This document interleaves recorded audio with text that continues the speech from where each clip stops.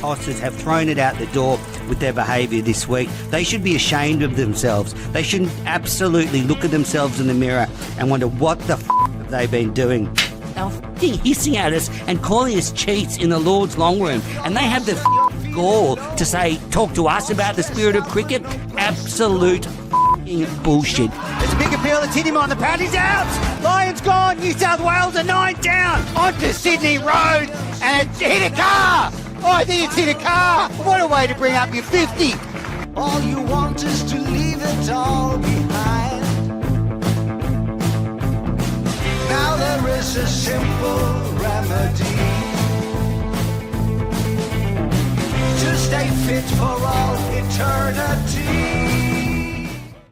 Oh, hello everybody, and welcome back to the Cricket Unfiltered podcast, the longest running cricket podcast in Australia.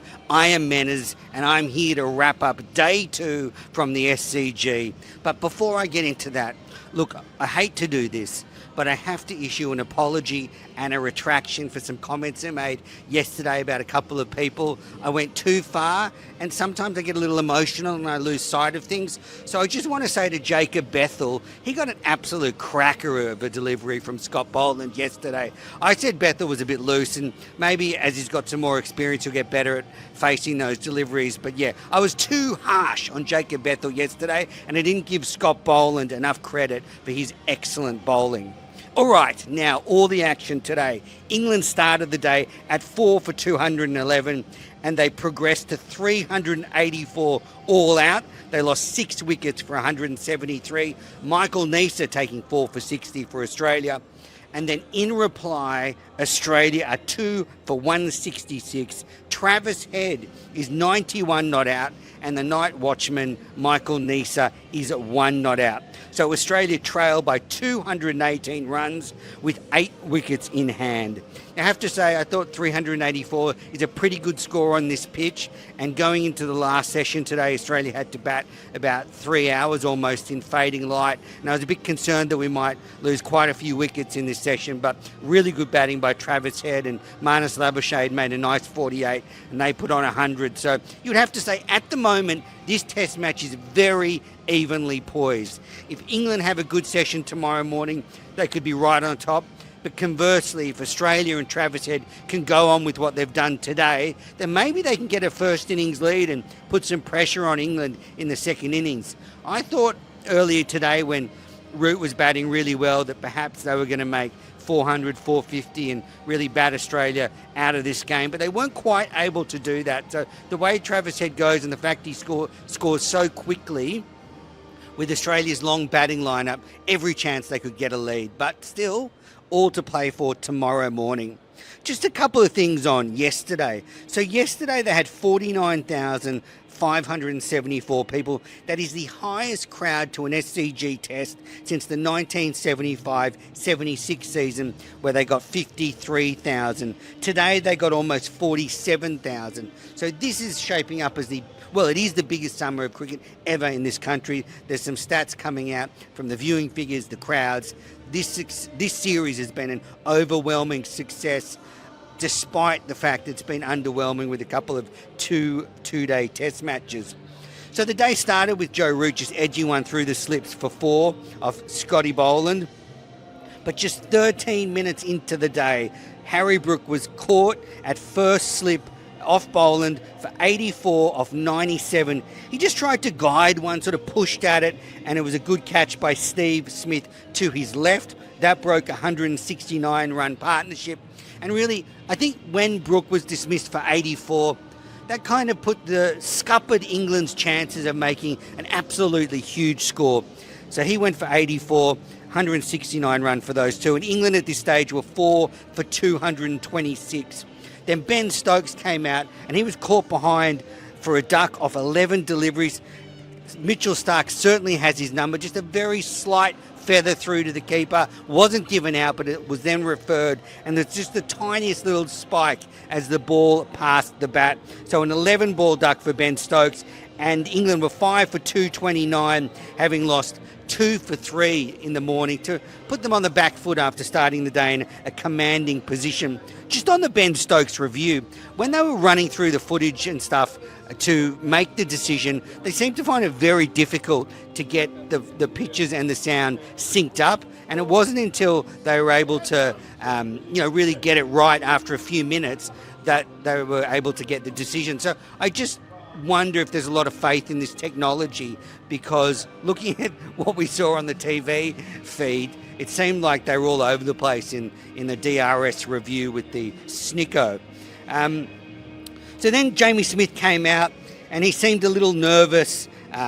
He swung it a few wide of the stumps. Then he did hit a nice 6 off his hips, and that went for 6. So he was looking pretty good. And while he was out there, Joe Root went to his 41st Test century in 163 tests. It's his second century of the series. He came off 146 balls. He joins Ricky Ponting on 41 Test hundreds, with only Jacques Kallis and Sachin Tendulkar ahead of him on the all-time list of Test century makers. And eventually, Jamie Smith was out for 22, caught it cover off Cameron Green. Oh, but no, it was a no ball. It would have been 5 for 273, Smith on 22. And that really sums up Cameron Green's summer and this Test match. Just a tiny little no ball. He thought he had the wicket, but Jamie Smith earned a reprieve. And then very next ball, even further summing up Cameron Green's summer, Jamie Smith just edged one straight between Carey and Bo Webster, and neither of them moved. So in 2 balls, Jamie Smith had 2 chances. One of those was overturned due to a bowler error, the second, the fielder error.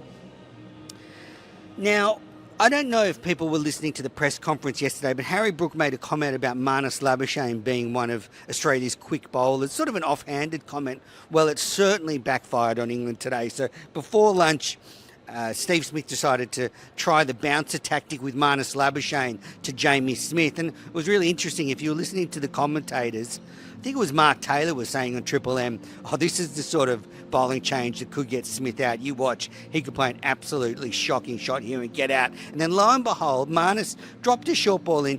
Smith played the ugliest. He was backing away. I don't know where he was trying to hit it. He ended up scooping it up to the deep point region. He was out. Marnus did a lap of the SCG. He was so thrilled to get a wicket. And Jamie Smith was out for 46, and that's universally been dubbed the worst dismissal by an English tourist this Ashes. And there have been some stinkers. I mean, England know how to play some bad shots, but that Jamie Smith shot takes the cake. When you think about it, he has Australia on their knees, was just coming up to the lunch break. Marnus comes on, and you play a shot like that, absolutely atrocious. And I just wonder what this means for Jamie Smith's career going forward. I think there are real questions over his spot in this Test side, and that ended a partnership of 98 between he and Joe Root. And England went to lunch at 6 for 336. So they lost 3 wickets in that session after starting at 211. Then after lunch, Australia took the second new ball, and Nisa broke a patient 52-run partnership between Root and Jacks. That made the score 7 for 375. Jacks just edged one to Green at Gully.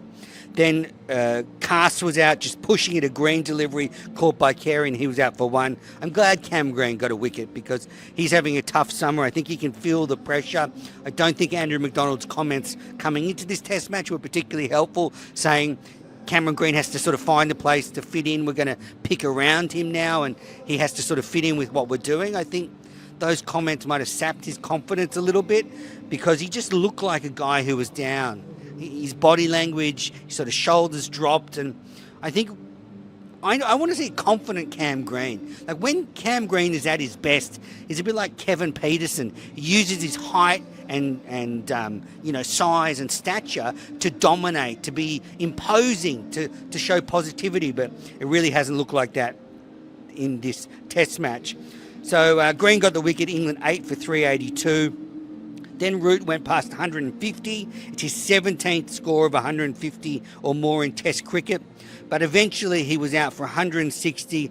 The ball bounced a little and just popped up onto the offside. And then Michael Neser, running across to his left, took a great catch for a fast bowler in his follow-through. And he was out for 160. Root and England were 9 for 384. And then second ball, Tongue was bowled by Neser, just clipped the bails. And England all out for 384. Neser taking 4 for 60. And, England were 5 for 323 when Jamie Smith played that shot, and they crashed to be all out for 84, losing, 61 in that after, 5 for 61 after that Smith shot. Then they lost 4 for 9 at the end when Jacks went out. So good effort by the Aussies to keep England under 400. So for the England innings, Root 160, Brooke 84, and Jamie Smith 46, the leading run scorers. But a few starts there. Duckett 27, Crawley 16, Will Jacks 27. So there'll definitely be some frustration in that England camp. For Australia, Mitchell Starc 23 overs, 2 for 93. I was thinking about this leading into the game. Starc is very vocal about how he doesn't enjoy playing and bowling on this SCG pitch. I would suggest a bit more of a positive attitude might help. I know it's not going to actually get you wickets, but if you're coming into a test match thinking it's going to be difficult, thinking you hate bowling here, it's not going to help you, is it? So I would just say to Starkey, this is the Sydney Cricket Ground. This is one of the great grounds in the world. Sure, the pitch is absolutely atrocious and has been for a number of years, but be a bit more positive, I would say, because it just seems like every time he gets to the SCG, he's not at his best, and I don't think it's a tiredness thing. There's been two-day test matches. This has not been the most rigorous test summer, so he should have plenty of gas in the legs. And Neser finished with 4 for 60. Boland, 26 overs, 2 for 85, bowled very well. Cameron Green, 18 overs, 1 for 85. Went at just under 5 runs and over. Definitely bowled better today. He got smacked yesterday and didn't bowl well, but he bowled much better today. Bo Webster, 5 overs, none for 20. Interesting, he only bowled 5 overs and Green got 18. So clearly they backed Green's bowling ahead of Webster. So that meant England were out just before the scheduled tea break here on the second day. So they took tea early and there was a long final session for Australia. It went from about 3 to just about 6 o'clock. So just after 3 to just about 6. And I thought, wow, this is a danger time for Australia. It's a long session. It's murky out. The light's fading. If England can get a couple of wickets and bowl well, then perhaps they can make inroads into the Australian batting order today before perhaps we get better batting conditions tomorrow. But as usual, they didn't take their chances. A ball sort of flew over the slips off Weatherald, and then Duckett dropped Weatherald on 14 at mid-wicket off Bryden Cast. Real easy catch. Duckett should have taken that. And he's had a shocker in the field. This whole Ashes been absolutely atrocious. And, they needed to make inroads into the Australian batting lineup as soon as possible. Now, after that, Australia brought up the 50 in the 10th over, so they got off to a great start. A very quick start. Travis Head looking very good. Weatherald hitting a few boundaries as well, but then he was out LBW to Stokes for 21 off 36 deliveries, and again, falling across his stumps, his head a long way over to the offside, getting struck in front of Midland leg, and he was given out. Then it was reviewed, and it was just clipping leg stump, so a bit unlucky there for Weatherald, but no doubt this is a problem he has. It's been exposed right throughout the series. It's the 4th time he's been out LBW in this manner, and I think maybe the Australian selectors will need to look at another opener moving forward. I'd love to see Matt Renshaw get a chance opening with Travis Head. I like what Weatherald's done this summer, but the problem when you have a problem like Weatherald does, at Test cricket, the footage goes around the world. Every test bowler that comes up against Weatherald is going to know that weakness. And test bowlers are good enough to hone in on that weakness. So it's something he certainly has to work on. Head on 43, guided one very close to Bethel, almost caught. But then next ball, he just smashed it through covers. That's the funny thing about Head. He can get a little bit edgy, and then all of a sudden he'll just smack one through the covers. And he went to his 50 off just 55 balls, and he's the leading run scorer in the series and continues on his merry way. And then Stokes, Head and Marnus put on a nice partnership. We know how Head plays. Marnus was going on at a good run rate for him, driving well through the offside, clipping nicely off his toes. But there was a little bit of a byplay between Stokes and Marnus. Stokes said to Marnus, "You were in the bush," meaning you were nowhere, because Marnus was moving across his crease a lot. Stokes was honing in on that. But still, Marnus survived, and Australia got to their 100 in the 21st over. But it was getting gloomier and gloomier. Marnus was hit on the pads for 25. They reviewed it, England, but it was missing leg stump. And they were really keen to get Marnus either out trapped in front or driving at a ball wide of the stumps. Rick Finlay had a great stat on the ABC, just to give you an idea of how loosely England were bowling. Australia were hitting a boundary every 7 balls in that session tonight. So you think about that. That's just a boundary almost every over for Australia. They were flying along. Now, as it was getting towards the end of the day, the light was starting to fade and the umpires were coming together to discuss the light. We know yesterday they went off early for light. And at one point, the umpires were together, and I think Marnus or Travis said something to the umpires about the light.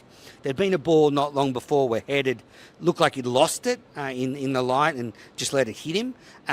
So Marnus said something to the umpires. Stokes was not happy. Firstly, he said something, I think, about there being a big crowd here and wanting to keep out there. And then he literally said to Marnus, "Shut the fuck up." Then Marnus said something back. Then they had a little embrace quite close together. They said a few words to each other. So I don't know what was said there. Didn't look very friendly, Stokes. Marnus aggravates people, and I think it's fair to say Marnus aggravates the English team. But after that, Marnus and Head brought up their beautiful 100 partnership of just 104 balls, and Marnus had a huge opportunity to make a big score. So he gets to 48, and then just after they brought up their 100 partnership, Stokes bowls a wide half volley, probably just short of a half volley and just a little bit wider than Marnus would have liked, and he drove at it, hit it straight to gully. He was caught by Bethel, out for 48 of 68. Australia were 2 for 162, and that was with just 20 minutes to go in today's play. And very disappointing from Marnus. He had a big opportunity to go on and make the 3-figure score that everyone is craving for him to make. This is our number 3, and he hasn't made a test century since 2023. Now, I know conditions here have been difficult to bat. I know Australia played on some stinkers of wickets at the World Test Championship final in the West Indies, where he didn't play, but still, the wickets have been tough for Australian batters. But still, a century, no century since 2023. So he'll be frustrated because 20 minutes to go. It's going to be a bright, sunny day tomorrow. He had every opportunity to go on and make it a huge, huge score. So Australia 2 for 162 when he was out. Then the Australians sent out Michael Neser as the night watchman because, as I said, just under 20 minutes to go. And I think there was a feeling, why sacrifice Smith or one of the top order in this fading light? And so Neser survived. Actually, it was a weird end. Neser was like hit with the first ball of what probably would have been the last over of the day. And then it got dark. It seemed like it started to lightly rain. So instead of continuing, they just went off. That was it. They didn't even, like, Neser was having treatment and the umpires just went, no, that's it, we're off. So a funny end to the day. Also, Joe Root went off with a back complaint near the end of the day. So hoping he's doing okay. Not surprised he was out there for a long time, making that beautiful 160. During Travis Head's innings, he ticked over 500 runs in the series, and he's the first player to do that since Steve Smith did in the 2019 Ashes. So what a series Travis Head is having, and he's 91 not out today. I think at one stage there was a bit of a feeling maybe he might go for the 100 tonight. Maybe we'll get the Steve Waugh last ball of the day hit for 4. But I think when Marnus was out, Australia took the conservative approach. Michael Neser started to take most of the strike, and I think there was a focus on preserving Head's wicket so he could take advantage of good conditions tomorrow. So Australia end the day 218 runs behind England with 8 wickets in hand. Travis Head is 91 not out. Michael Neser 1 not out. You would have to say Joe Root's day, his second century in Australia, his second century of this tour. His first against the red ball. He made his other century in the pink ball test match. So his first in Australia against the red ball. His day followed up by Travis Head. And I want a special shout out to Michael Neser. I think if anything has been evident in this series is what a good cricketer Michael Neser is. He's a craftsman, and that's the advantage you get from picking a 35-40, well, 35 in his case, who's been playing the game for a long time, knows their game inside out. You know, he's taken a 5-wicket haul in this series, 2 4-wicket hauls now, top scored at the MCG in his first innings. And, you know, for a player that missed out on a lot of teams by very fine margins, has been overlooked sometimes, and kind of sort of faded out of the Australian team, hasn't been picked in many squads recently, for the injuries to fall the way they did and him to step up and make such a good contribution. I'm so glad for him, because what an experience for him to take into the twilight of his career, being, you know, a star member of an Ashes winning team. I was also thinking, I've got a few asides here, but before I get to them, I was also thinking about how England fans might be feeling that disappointed that their team should have done better, that looking at this Australian team on paper, they should have at least competed in the series. I mean, let's remember, England didn't win a live test.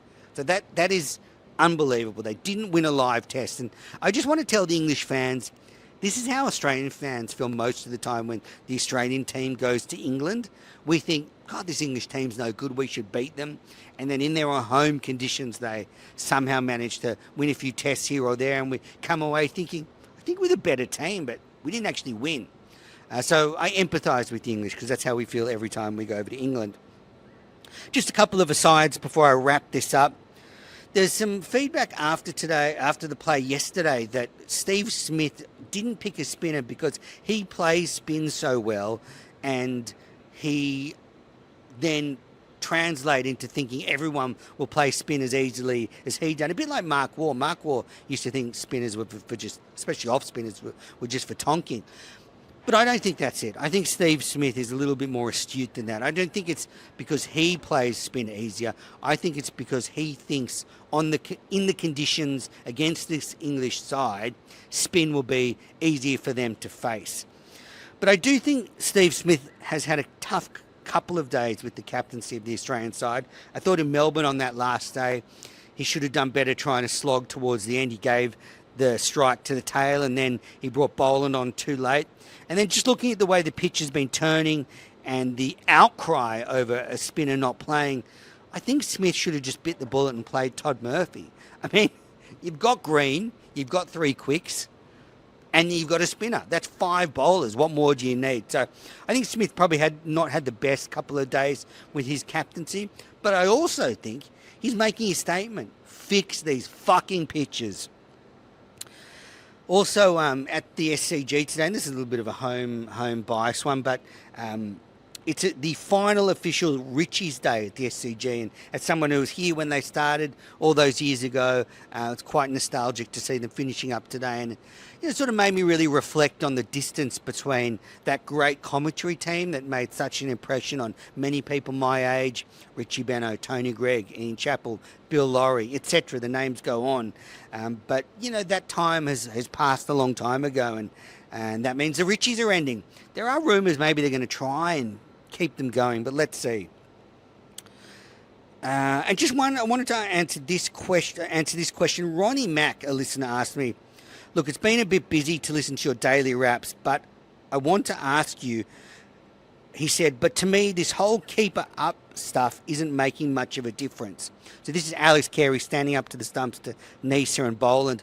I actually think this has been a masterstroke. There's been a tactical masterstroke by Andrew McDonald. He has completely outthought Baz. Not that that's probably very difficult, but having Carey up to the stumps has stopped the England batters from batting wherever they want out of the crease and messing with Boland and Neser's lengths. And that's the key thing. Carey's been able to pin these batters to the crease and made Neser's and Boland's job a hell of a lot easier. So I think it's been a huge hit. A couple of other things. Michael Clark and Alex Blackwell were inducted into the New South Wales Cricket Hall of Fame. Special congratulations to Alex Blackwell, who has been on this podcast and big friend of the show. And just last thing, I said that cricket is going off this summer. Well, yesterday, a total of 105,667 fans attended the KFC Big Bash, and that is the highest single day attendance for the Big Bash in the competition's history, breaking the record by about 5,000 fans. At the MCG, almost 70,000 watched the derby there, and then over in Perth, almost 38,000 watched the game versus Adelaide. So cricket's flying. I can't wait when the Ashes is over to sink my teeth into the Big Bash for the business end of the tournament. All right, well, it's been a fairly long wrap today, but that is it from near the Sydney Cricket Ground. Australia resume 2 for 166 tomorrow. Travis said 91 not out, and this game is